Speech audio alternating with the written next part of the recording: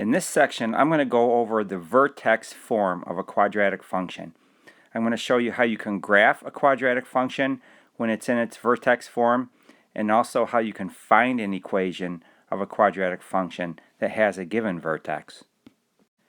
Let's start out with the simplest possible quadratic function, and that's a function of the form f of x equals x squared.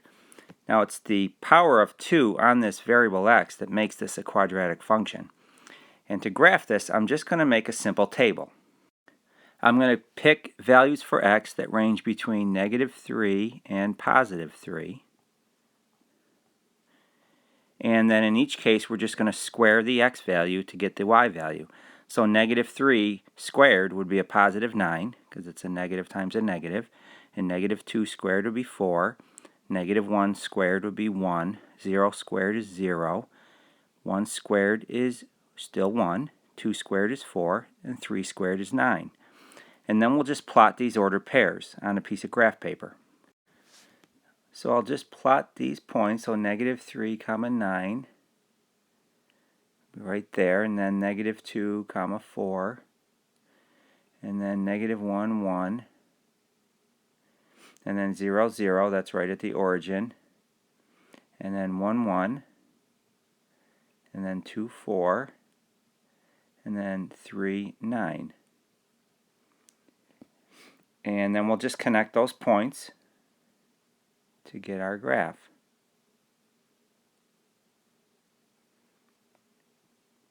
So that's the graph of the function f of x equals x squared, and that's the most basic quadratic function. Now this shape is called a parabola, so I'll write that down right here. The graph of a quadratic function is always going to be a parabola. And one of the key points on the parabola is this point right here where it kind of turns.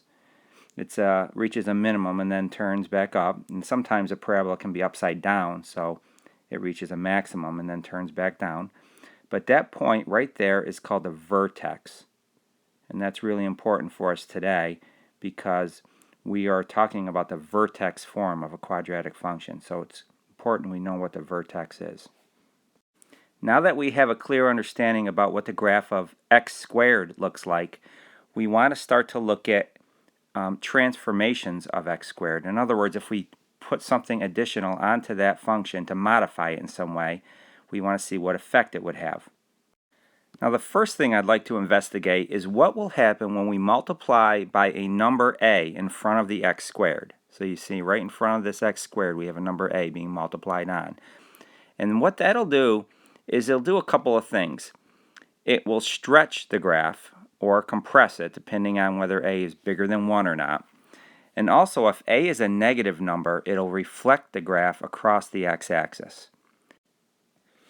So if a is greater than 0, then the parabola is going to open upward like this. But if a is a negative number, meaning less than 0, then the parabola will open downward like that. And depending on how big the number a is, it will either stretch the graph or compress it. And I'll show you that using my graphing calculator. Now I'm going to start by just graphing the function x squared, the most basic one, on the graphing calculator. And we can see that's a parabola just like we graphed a minute ago. Now I want to see what happens when we multiply by different numbers. Let's start by multiplying by the number 2. So we'll have 2x squared. Now what that'll do is it'll stretch the graph, so it'll rise more rapidly. Now let's try multiplying by the number less than 1, like 1/2 or 0.5. Now if we multiply by a number less than 1, it'll kind of compress the graph down. So it'll be below the original graph. And now we want to see what happens when we multiply by a negative number. So let's start by multiplying by, let's see, -2. So -2x squared. Now that should reflect the graph across the x-axis. So instead of opening up, it's going to open down. And it's still getting stretched because of the 2. So it's similar to the graph of y equals 2x squared, except it's upside down. Now let's try just negative x squared. So that should look like the original graph of y equals x squared, except reflected across the x-axis, so it opens down. So I think you get the idea. I'll put one more in here, negative 0.5 x squared. That'll get reflected across and also compressed. And I think you can see the effect that multiplying by both a positive and a negative number has in front of that x squared. Now I'd like to go over another modification that you can do to the graph of f of x equals x squared. And that's by adding a number inside the parentheses or subtracting a number inside the parentheses from the x. And what that'll give us is a horizontal shift. So it'll move the entire graph to the left or to the right. And it kind of works opposite. So if you add a number inside the parentheses here, it'll move the graph left. And if you subtract a number, it'll move it to the right. Now this is a little tricky to remember because, like I say, it works opposite.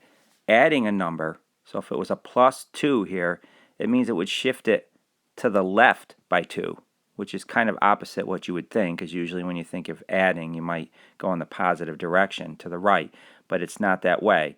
If you add, it goes to the left.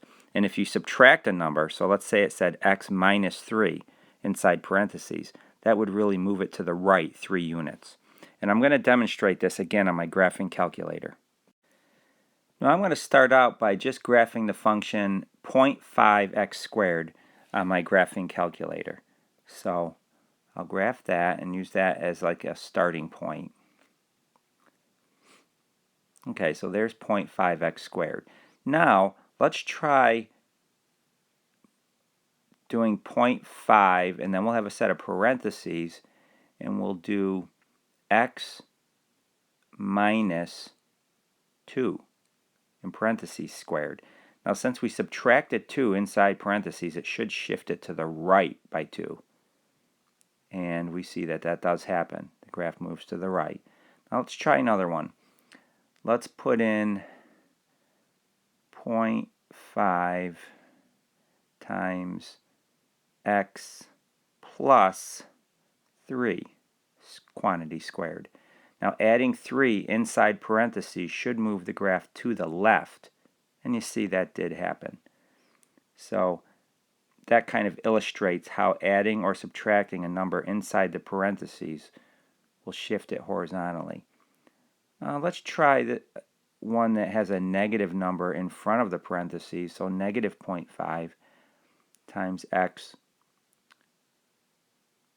plus 3. So that would shift it to the left 3, but also reflect it across the x-axis, and the 0.5 also compresses it a little bit. So you can see you want to kind of view this as a couple steps. It got shifted to the left 3, it got reflected down because of the negative number in front of the parentheses, and the fact that it was less than 1, 0.5, compressed the graph a little. Now I'd like to go over how you shift a graph vertically, and that's done by adding a number not inside parentheses but at the end, after the parentheses. So by adding a number at the very end here, we'll move the graph up or down. So if we add a number, a positive number, then it'll go up, and if we subtract a number, or that's equivalent to adding a negative number, that'll move the graph down. So for a vertical shift, it works just like you would think. Adding moves it up, and subtracting moves it down. Now I'd like to demonstrate this also on my graphing calculator. Okay, I'm going to start out just by graphing f of x equals x squared, just to use for comparison. That's our original basic quadratic function. And now let's try to a new one. We'll take x squared plus 2. And since we've added 2, not in parentheses, but after the x squared, it just shifts it up 2. And now let's try x squared minus some number. Let's do x squared minus 4. Now that should move the graph down 4 units. And it does. You see the vertex now crosses the y-axis at negative 4. Okay, let's try something a little different here.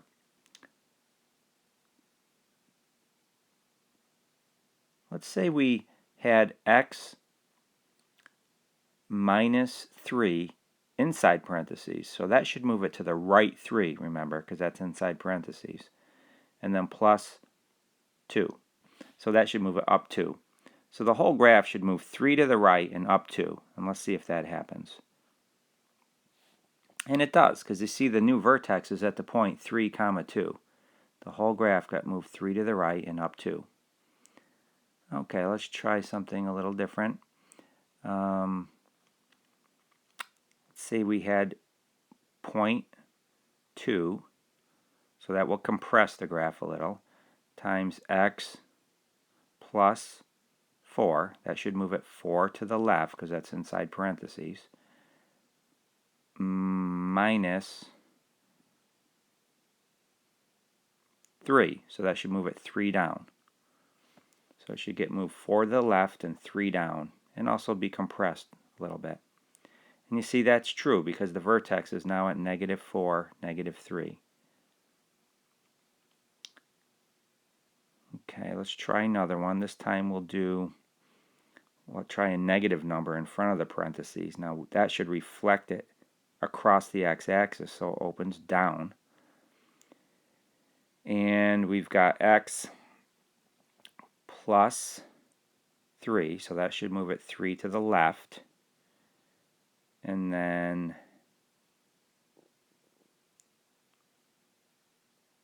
let's see, plus 2, so it should move 2 up. So that should move it 3 to the left and up 2, and also reflect it. Okay, so you can see that did get moved 3 to the left, and it got reflected, so it's upside down, and then moved up 2. Now when you're doing a bunch of transformations like that, I mean this one got reflected, it got moved to the left, it got moved up, you want to make sure that the vertical shift is the last thing you think about. And you can kind of almost think of order of operations.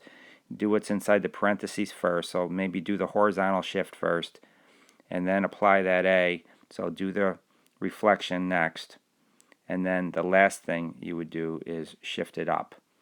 And so you see that got shifted up 2 units. So let's just summarize what we've learned about this vertex form of a quadratic function. First of all, we've talked about that the number a in front gives us a reflection if it's negative, so it'll flip it so it opens downward. And it also can stretch it or compress it depending on whether the absolute value of the number is greater than 1 or less than 1. Okay? The number inside parentheses right here that's being either added or subtracted from the x shifts the graph horizontally left or right. And that works opposite. So if you subtract a number inside parentheses, it moves it to the right, and if you add a number, it moves it to the left. And then this number at the end that's being either added or subtracted outside the parentheses moves the graph up or down. So if you add, it moves it up, and if you subtract, it moves it down. So in this case, you can kind of think of, since this says minus h, you can think of the graph got shifted to the right by h units. And then since it says plus k, it got shifted up k units. And since the original vertex starts out at the origin 0, 0, that vertex will be shifted to the right h units and up k units, which will put the new vertex at the order pair h, k. Now that's extremely important to know. So in this vertex form, the x-coordinate of the vertex is going to be right here inside parentheses, except you've got to switch the sign because remember, subtracting means you're really moving to the right. So there's your x-coordinate, but you've got to switch the sign. And then this number at the end is your y-coordinate, and that sign would stay the same because that shifts in the direction you would think. So for example, let's say we had the function y equals 3 times x plus 5 quantity squared minus 2. The question is, where's the vertex? Well, the x-coordinate, you have to take the number inside parentheses and switch the sign. So right, it says plus 5, but remember that really means it got shifted 5 to the left. So the x-coordinate would be -5. And then for the y-coordinate, we'd take this number at the end, and that one we keep it as it is, so it would be a -2. So the vertex would be at the ordered pair -5, -2. Okay, so let's try an example. Let's say the problem says to give an equation of a parabola that opens downward and has a vertex 4, -2. So we want to use our basic form, so we're going to have y equals some number a. Now this number a in front of the parentheses has to be negative because it says it opens downward. So we know it's got to be a negative number. We can use any negative number we want. I'm just going to use -2. But you could use -3 or -4 or any negative number, in fact, because the problem doesn't specify exactly what that would need to be. And then we have our parentheses. And then it's going to be x. Now, if you look here, the x-coordinate is 4. So that means we have to have the opposite of that number inside parentheses. So it's going to be x minus 4 squared. And then for the y-coordinate, since it's -2, we would have to put that at the end just the same as it is, -2. So just to summarize, this negative number in front of the parentheses tells us that it'll open downward. The subtracting 4 inside parentheses shifts it to the right, which will put the x-coordinate of the vertex at 4 now. And then subtracting 2 at the end shifts it down, which will put the y-coordinate of the vertex at -2. Okay, let's try another example. Here we want to find an equation of the given parabola. And we know that the vertex is at the ordered pair 5, -6. And we're also given another point that's on the parabola. You can see it's the point 1, 4 right here.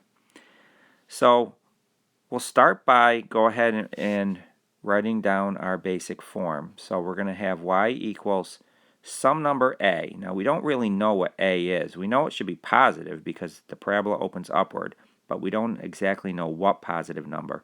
So for right now we're just going to use the letter a, and we'll be able to find that here shortly. And then it's going to be times x, and since the x-coordinate of the vertex is 5 right here, we've got to switch the sign on that and make it -5 squared. And then the y-coordinate is -6, so it'll be -6. Now the only thing left to find is that number a. We don't really know what a is. So to find that, we're going to take this given point, and we know that when x is 1, y is 4. So we're going to substitute a 1 in for x and a 4 in for y into our equation. So we'll plug a 4 right here in for y, and we'll plug a 1 in for x. And what that's going to allow us to do is solve for a. Now 1 minus 5 is -4, and -4 squared is 16. So we have 4 equals 16a minus 6. And then we'll add 6 to both sides because we're trying to solve for a. That gives us 10 equals 16a. And then divide both sides by 16. And 10 over 16 reduces down to 5 over 8. So a comes out to be 5/8. So all we have to do now is take that answer and plug it back in up here for a. So our final answer will be y equals 5/8 times x minus 5 quantity squared minus 6. Now this is a reasonable answer because remember we said we knew a should be positive, and a did come out to be a positive number, which is consistent with the fact that the parabola opens upward. Now the last thing I'd like to show you how to do today is how to find a quadratic model for a set of data. So here we have a table that gives the percentages of people living in the United States who are immigrants for various years ranging from 1930 to 2007. And notice how the percentage goes down for a while and then comes back up. So you might expect a parabola would be a good way to model that data. Now we're going to let t represent the number of years since 1900. So in our table here, if we put in column for t, we'd have 30 for 1930, and then 40, and then 50, 60, 70, 80, 90, 100, and then 107. And I'm going to use my graphing calculator to put this data into my calculator using t as my independent variable and the percent for my dependent variable. Okay, so you see I've got this data entered into L1 and L2 on my graphing calculator. And now I would just like to make a scatter plot. So I'm going to do second and then y equals, which allows me to set up my plot. And I'll hit enter on plot number 1.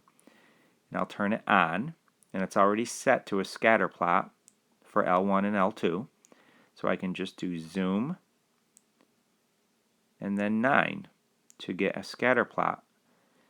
And you can see that the data does come out looking an awful lot like a parabola, so you'd expect that a quadratic model would work well here. Now to make a quadratic model for a set of data like this, we just need two pieces of information. If you think about the last example we just did a minute ago, we were given the vertex and one other point, and we were able to come up with an equation based on that. So that's all we're going to need to use here is a vertex and one other point. So usually you can pick your lowest piece of data to be your vertex. I'm going to pick this point right here for the vertex.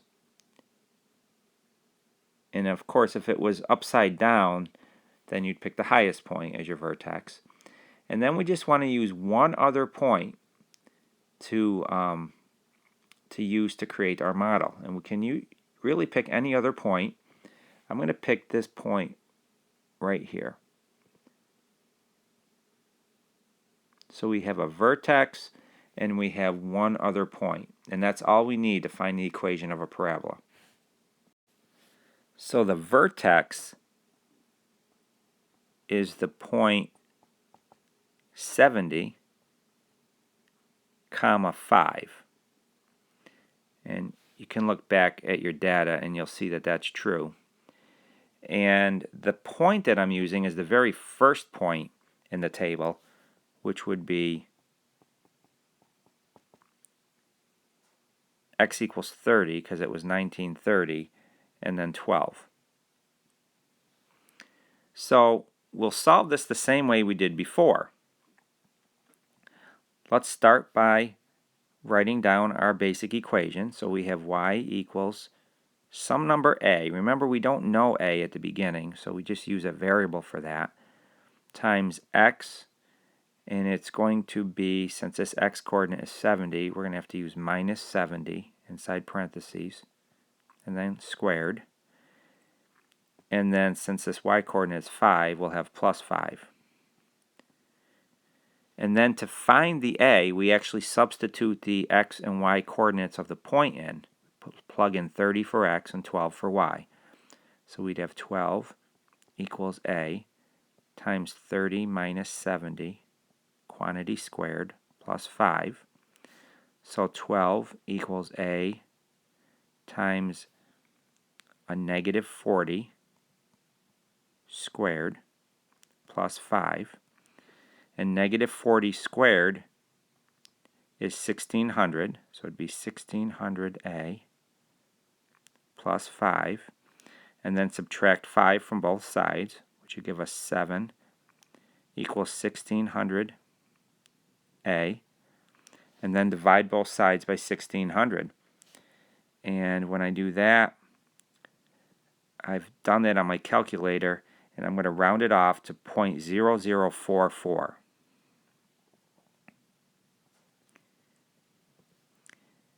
And then remember, to get our final answer, we have to take this a that we just solved for and plug it up here into our original equation. So our final answer would be y equals 0.0044 times x minus 70 squared plus 5.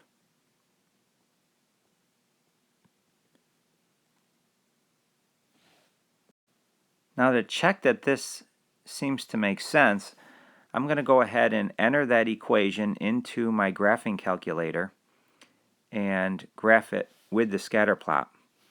So